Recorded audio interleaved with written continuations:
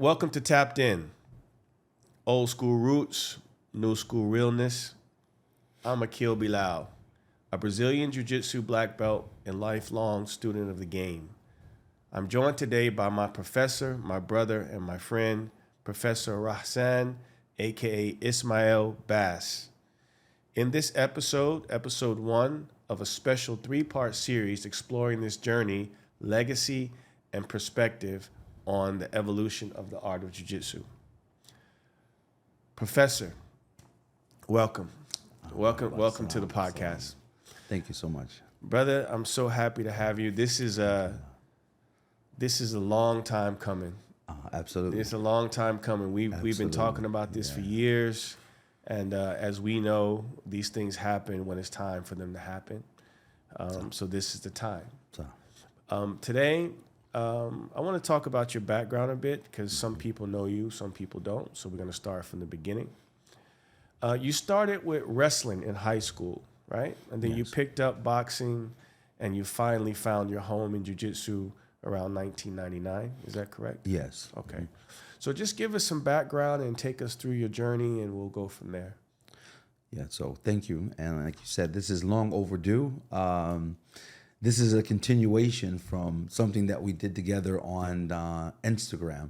Oh, yeah. And the people were requesting that we develop a podcast. So I'm happy to be here and happy to put this thing together with you as my brother and actually a family member. As for my history in grappling and in boxing, I'm from Ann Arbor, Michigan, United States. And so basically, we grew up with a wrestling environment. University of Michigan, the Midwest, has a very strong wrestling pedigree. And so in high school, we wrestled, me and my cousin, Jamil Ali Taylor.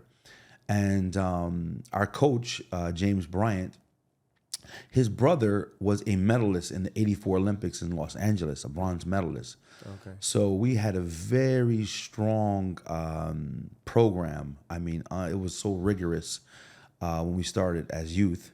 And then after we did it for a few years, we kind of got away from the martial arts or grappling. And then after high school, we wanted to get into martial arts and we wanted to find something that had grappling. So we went to many different dojos and nothing kind of fit that bill. So what happened was Royce Gracie, UFC 1, that went viral, and we started to watch that and look at this, looks more like wrestling, more like what we do. And just so happened, we were traveling one day, seeing some brothers on the side of the road selling race car tickets to Brooklyn, Michigan race cars. 3 guys from Philly, 3 brothers. Okay. And they said, "Hey man, the Gracies are in town." I said, "What?" And so The Gracies. the Gracies were in town. Okay. So this is crazy. We didn't know anything. We immediately got the directions and went to a tournament. And we walked in. We seen an old man who had freckles and was screaming and very passionate. And this was none other than Helio Gracie. Oh, wow. So we didn't know what the belts meant. Purple, what's blue mean? And there was actually no time limit, and it was all submission. So it was a very long tournament. Okay, so you telling me you found out that the Gracies were in town. Yes. And you'd heard about them. Mm-hmm. You wanted to see them. What was it? What was this in, like a high school? Because I remember back then they used to do these tournaments back in the high school gyms. Exactly. So in the high school gym. Yeah. And do you know about what time, roughly the time frame this would be? This early 2000s maybe? No, this was 1999. Oh, wow. Okay. And it was in a high school gym, as you said, and also it was like wrestling mats. Right, wrestling mats, okay. You had like the flip points. Right. Green and Flipped red. it. No digital scorecards. Right. So jiu-jitsu has come a long way since then. Okay. So that was our introduction. And then after that, we ended up finding a school in Canton, Michigan, and we started to study there. They were actually under the Machados, which we had never heard of. Okay. And so they were under Regan Machado, who's my teacher now, and his brother John Jock, and John Machado. So you were in which city? Ann Arbor, You were Michigan. in Ann Arbor, Michigan, and you were driving from Ann Arbor to Canton, Yes. Michigan. Yeah. And how long a drive was that? That's about 35 minutes Okay, so you were commuting every day every day. to get to jiu-jitsu. Yes, twice a day. Twice a day. Twice a day, yeah. Oh, wow. Okay. And how long did that commute last, or what was the next Well, sort of evolution from that? yeah, that lasted for many years, actually. We trained so hard. We'd watch VHS tapes. Most of the young people won't know what a VHS tape is. This is right before the CD. Oh, man. The Master Series, Mario Sperry, and all of these great Pedro Carvalho, all these great VHS tapes, legends that we learned from. Yeah. Oh, wow. And what was the vibe in the early days on the mats back then? You said wrestling. Obviously, we know how intense the training is in wrestling. Yeah. But what was the vibe like in the jiu-jitsu classes back then, if you can remember? The vibes back then, well, there weren't many black belts who were teaching jiu-jitsu in the U.S. at that time. Even our instructor was a blue belt with 4 stripes. Okay. Yeah. And so he got his purple, and then I actually watched them, all 3 of them, have an evolution and get to the black belt as we were climbing. So it was a learning process That's nice. for all of us. The thing is, one of our instructors, he used to go to California for like months at a time. He would stay with John Machado, Regan Machado, and these guys. And he was learning a lot of stuff. Even at the time, he was starting to learn in his later development with Eddie Bravo. He brought back the rubber guard when he was when I was a purple belt. He was using it. Eddie Bravo was still a brown belt, and they called him the Twister. Yeah. And so, remember that. yeah, Regan came and did a seminar and was telling us about his student. And we knew even before he beat Hoyle Gracie that this guy was developing some new things. So who was your biggest influence coming up through the ranks in jiu-jitsu back then? Obviously, the Gracie VHS tapes were being circulated around. There was no YouTube. There was no Instagram. How did you guys get your information? How did you learn your techniques outside of the mats? I mean, outside of the classes. Wow. So the only thing we had at that time was like Black Belt magazine, which would show a few basic techniques. Yeah. And then you had, like I say, the VHS tapes. What we did a lot that people don't do now, we did loads and loads of seminars. And we would train with different schools. And that was like our tournaments. We'd go to other gyms during the seminar, and everybody knew at the end they're going to be like massive Basically sparring. like a brawl. a brawl, basically, in jiu-jitsu terms. Hickson had a black belt. He's a red and black belt now named Kaiki. Kaiki, yes. And he had a huge Very famous gym. in the Midwest. Yes, especially, yes. huge gym in Michigan. And then Salo Ribeiro came. And one of our best friends and brothers, Abdullah Bansfield, started with them and finished with them. He got a black belt in 6 years. He would take private lessons. Wow. And this is the time Alexandria Ribeiro, he came to Ohio, Toledo, which is only 30 minutes away. Okay. He was That's a brown 30 belt. minutes away from Michigan, from where you were. From Ann Arbor, Michigan. Okay. So he was a brown belt and did a super fight with like a 300, 400 pound judoka at Helson Gracie's tournament at the Arnold Classic. So you got Master Kaiki, you've got Abdullah Bansfield, you've got Salo Ribeiro, you got Shanji Ribeiro, all in the same area. This is the Midwest, Michigan and Ohio. Mm-hmm. And you have your teachers on top of that. Yes. Plus you have the Gracies and the Machados coming in and out of there. What a time. I get chills just thinking about that. Just thinking about that, what a time that had to be, that had to have been to have those type of instructors coming around, especially when not, as I said again, not a lot of noise of the social media. It's just pure jiu-jitsu, pure martial arts. True. How was the MMA scene at that time? Was it? I guess it was growing, or was it? Yeah. The MMA at that time, in my opinion, was very brutal because there was Okay. no regulations, Right. and people were doing bare knuckles. It was If you like cockfighting. yeah, if basically. you watch the old UFCs, they didn't wear gloves. Yeah, I remember People that, were yeah. like just bare knuckles. Yeah. So the regulations weren't there. They had Vale Tudo out of Brazil. Right. You had Shudo fighting out of Japan. Right.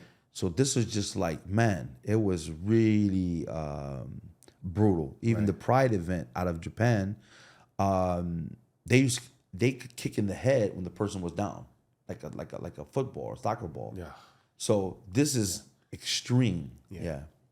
Yeah. That's probably why it took so long to get regulated in a lot of states. I remember at one time, New York wouldn't even allow That's right. MMA for many years. Yeah, many years. Yeah. Just a few years ago, they actually allowed MMA fights to come in. So tell us about the blue belt, your blue belt and your purple belt years in jiu-jitsu. Your blue belt and your purple belt years. Oof. Can you remember those years? Oh yeah. So this is the old school jiu-jitsu. It took Right. about 2 years to get a blue belt. Even though I was a white belt with a wrestling background, I was just counting heads. I mean, I tapped probably 24, 25 blue belts before I even got my blue belt. So we were very hungry, me and Professor Jamil, to receive our blue belts. And the funny thing about it is we had Limon, his name is Luis Hernandez. He's Hickson's hitman. He came. He's out in Hawaii. Hawaii, yes. I want to visit him one day. He moved to Hawaii. I want to visit him. He's amazing. Yes. And I'll follow him, yes. we end up training with him for a time because everybody would come in, some people would leave. So you had people going in and out of schools. And so we actually did seminars with him in Michigan. And then he actually went to Chicago Okay. at that time. That's Midwest was on Yeah, fire back yeah, then. it was on fire. You had Carlos Gracie Sr. living there as well. Now, before we continue, if people don't know the geography of America, the Midwest is that Indiana, Ohio, Michigan, that whole area. Yes.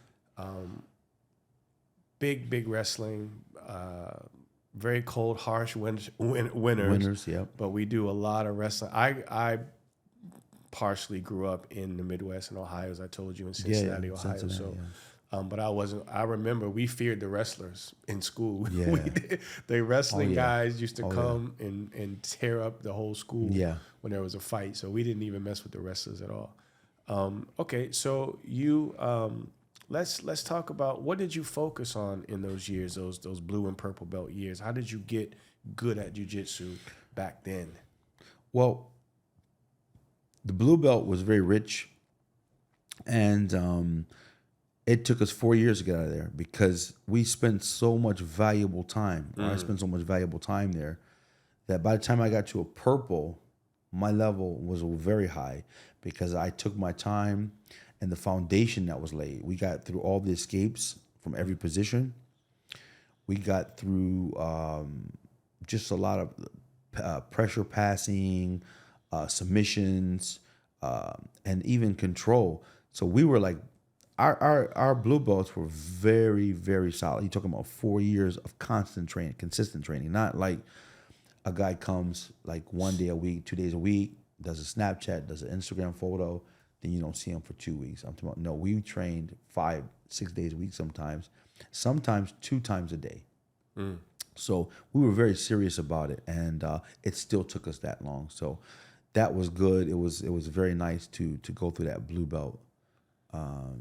So era. was it a lot of students or was it a small group? And tell me what's your idea about training in large academies versus the smaller setting in terms of, because I know when we learned from you, it was just a small group of guys committed.